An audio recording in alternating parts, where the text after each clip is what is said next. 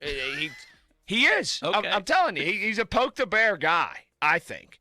I don't think that's a bad thing in journalism. Right. I'm okay with that. But he is. He's a poke the bear guy, or he writes stuff that doesn't make people happy all the time. He's thought-provoking. Yes, for sure.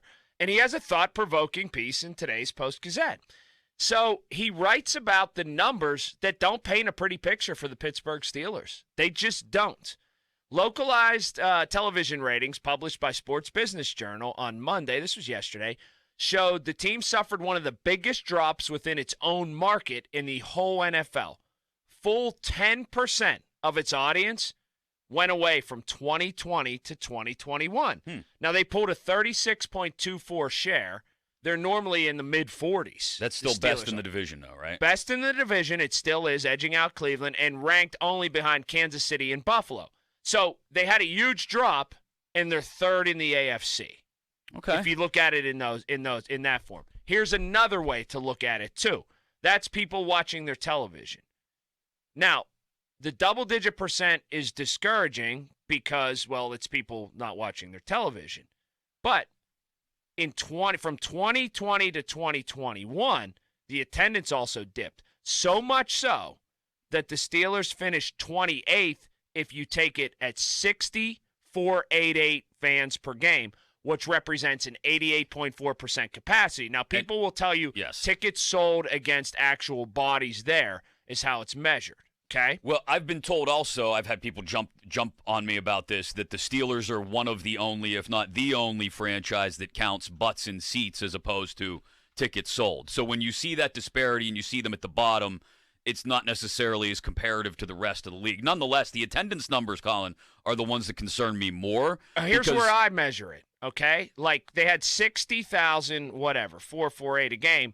In 2018, they had 63,000 some. Mm-hmm. I'll measure Steelers games against like Steelers games. That's fair, yeah. And, like in 2019, that number for the Pittsburgh Steelers was 62,000. Right. So they're down 2,000 from a couple years ago. Whatever you're measuring, it's down. Right. Yeah, and I'll measure apples and apples in that case. Forget about butts in the seats. Forget about tickets sold. That's the same metric against the same metric a couple years later. Right. They're down. Are they losing their brand? And I don't know if the Steelers brand is any weaker. What I think this does hammer home is this.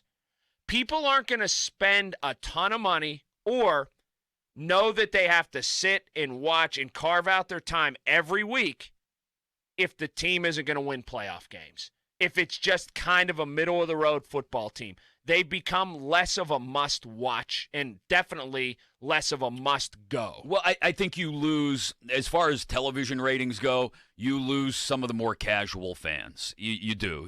The people who, when the Steelers are rolling and everything's great, they're tuned in just about every weekend, right?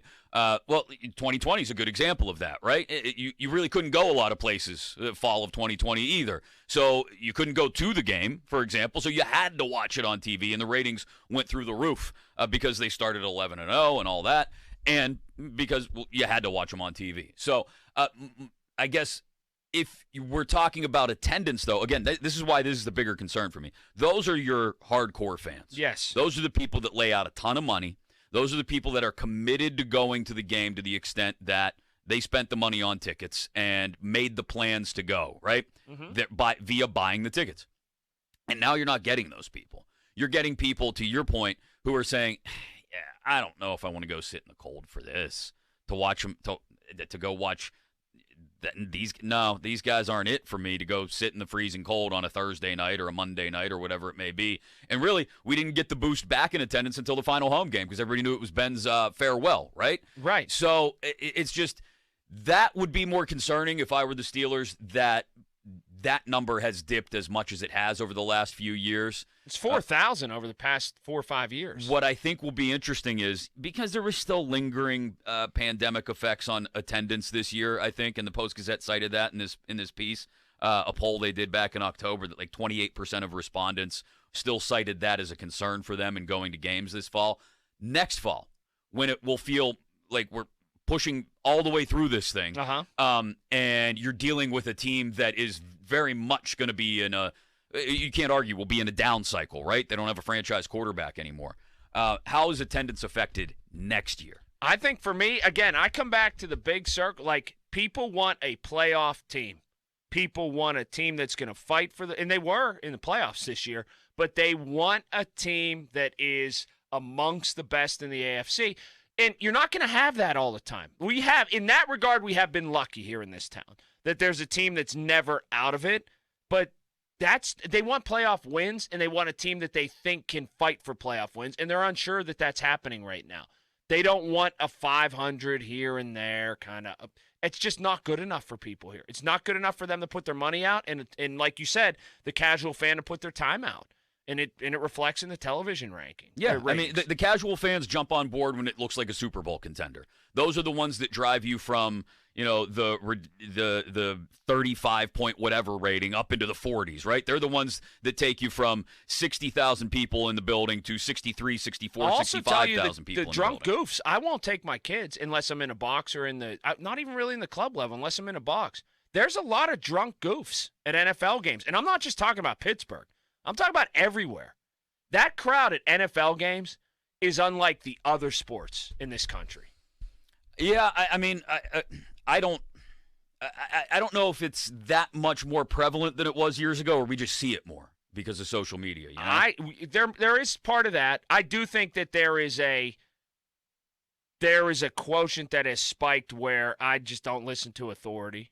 And I don't. Yeah. You're not going to tell me what to do. Yeah. Oh, that's definitely spiked. And I remember, like when I was little, if a security guard told you to shut up, you shut up and sit down. Exactly. And it's just not like that anymore. I paid a lot of money for these tickets. Or even if someone sitting around you said, "Hey, you mind sitting down? My kid can't see the game." Or, "Hey, quit acting like a jackwagon. You're spilling beer all over everybody."